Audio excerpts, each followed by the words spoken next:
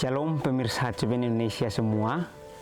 Senang saya merasakan karena kita bisa kembali untuk bertemu di dalam pembahasan buku bersama Tuhan di waktu fajar ini, yang mengajarkan kita bahwa keseharian kita harus kita terus bersama dengan Tuhan pada waktu fajar menyongsong dan fajar menyingsing, di mana kita diajarkan bahwa kita harus terus bersama dengan Tuhan. Dan juga saya senang karena kita saat ini kembali akan membahas dari buku bersama Tuhan di waktu fajar ini. Saya ambil dari halaman 19 yang dengan judul besarnya Tuhan bukanlah manusia. Pada pelajaran kita mengerti bahwa Tuhan adalah manusia. Tapi di saat ini kita kembali diberikan judul Tuhan bukanlah manusia. Apa sih yang ada dalam isi ini? Mari kita bersama-sama untuk mendengar dan mengerti bahwa Tuhan bukanlah manusia ini artinya apa. Dalam ayat inti kita di dalam Bilangan 23 ayat 19 yang berjudul Tuhan bukanlah manusia sehingga ia berdusta, bukan anak manusia sehingga ia menyesal, masakan ia berfirman dan tidak melakukannya, atau berbicara dan tidak menepatinya. Artinya apa sih? Kita pasti bingung juga. Sementara kita mempelajari lebih banyak tentang apakah Tuhan itu dan apakah diri kita ini pada pemandangannya, kita akan merasa takut dan gemetar di hadapannya.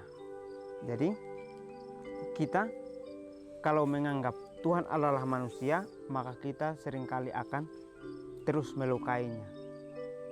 Pada keseharian kita melihat sahabat-sahabat kita, orang-orang terdekat kita akan terus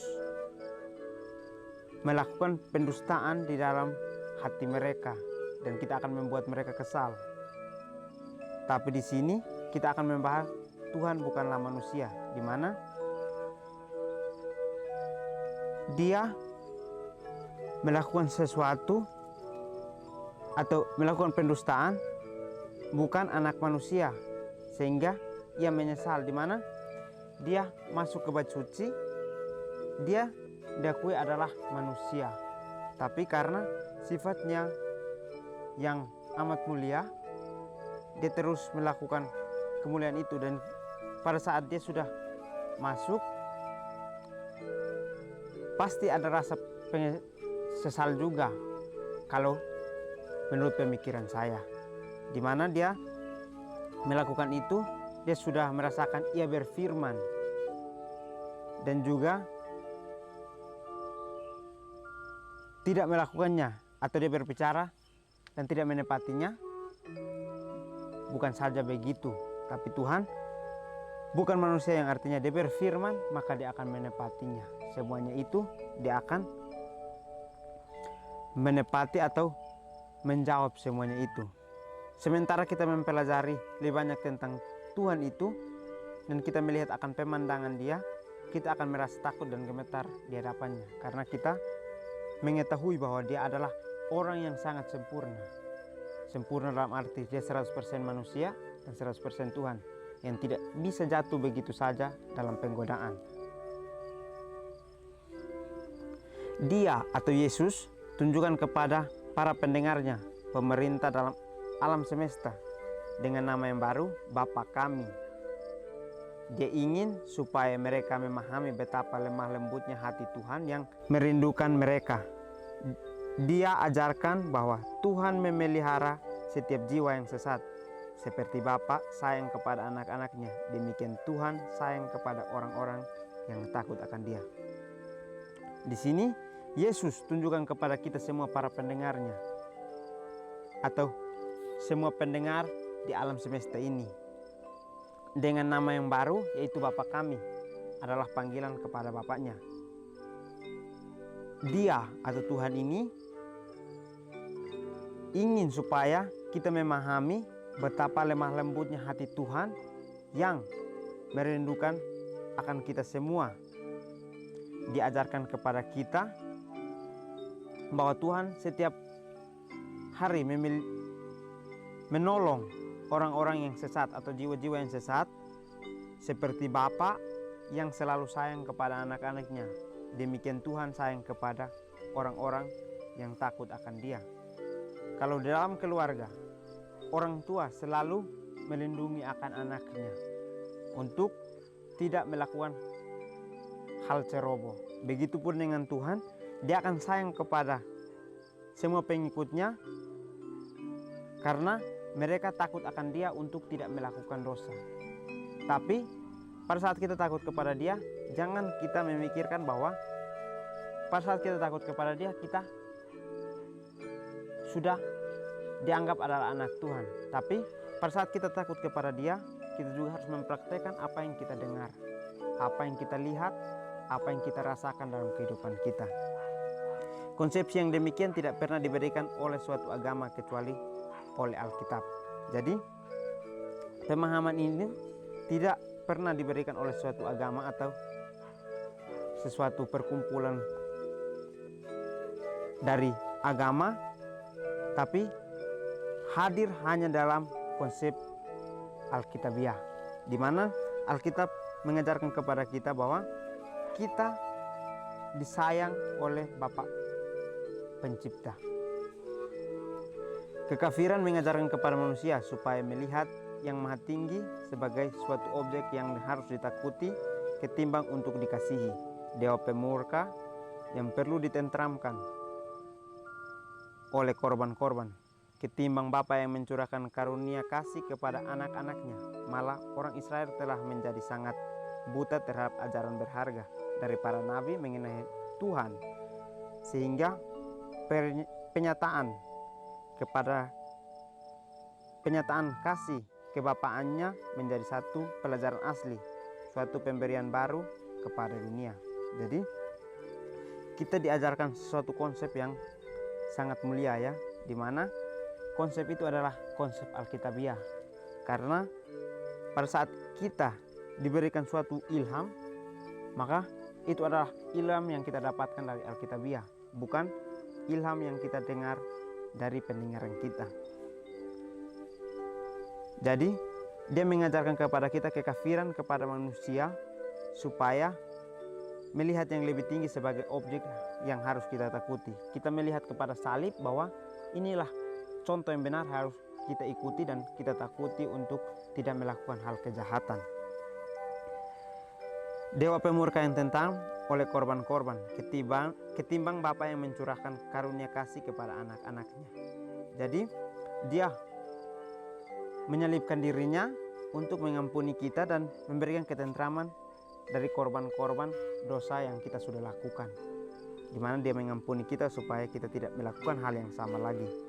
Tapi malah orang Israel telah menjadi sangat buta, atau kita yang diakui sebagai orang Israel sangat buta terhadap ajaran yang berharga yang diberikan dari para nabi mengenai Tuhan, sehingga pernyataan kepada kebapaannya menjadi satu pelajaran yang asli, suatu pemberian baru kepada dunia.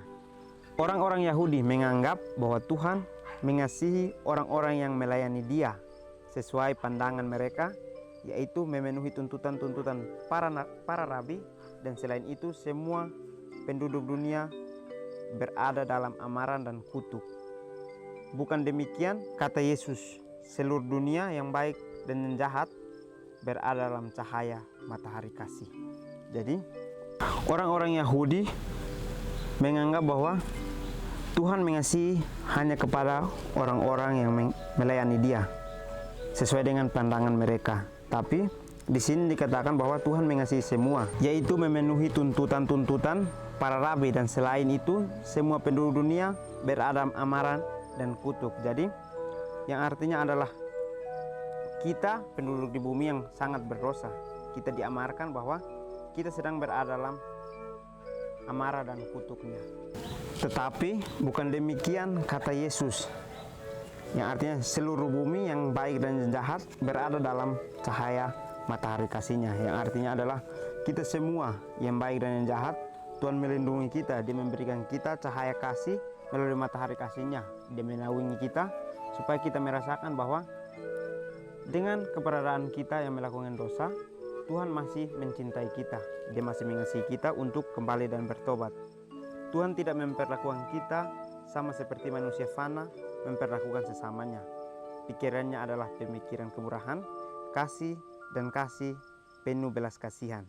Jadi di sini katakan bahwa Tuhan tidak sama dengan kita manusia yang fana memperlakukan sesama kita.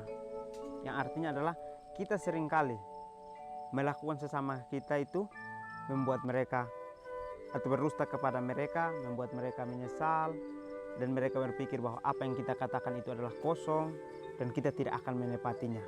Tapi janji Tuhan pada saat ini, Dia mengajarkan kepada kita bahwa janganlah kita mendustakan akan anak manusia sehingga mereka menjadi kesal. Dan jikalau kita mengatakan sesuatu, maka kita harus menepatinya supaya menjadi sebuah karakter. Pikiran Tuhan juga adalah pikiran kemurahan, kasih dan penuh kasih dan belas kasihan, yang artinya adalah cara berpikirnya Tuhan beda dengan cara berpikirnya kita manusia.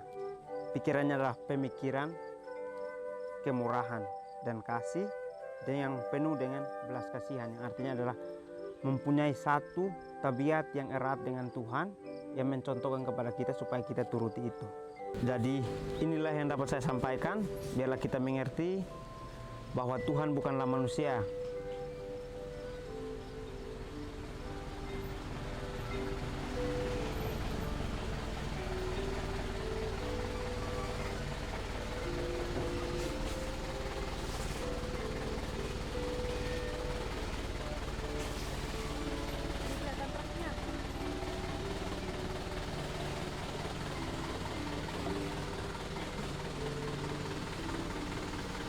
Yang mempunyai kasih yang tulus, tidak pernah meminta akan imbalan, sehingga kita diajarkan bahwa kita harus memiliki karakter seperti Dia yang tidak pernah meminta imbalan dalam melakukan sesuatu.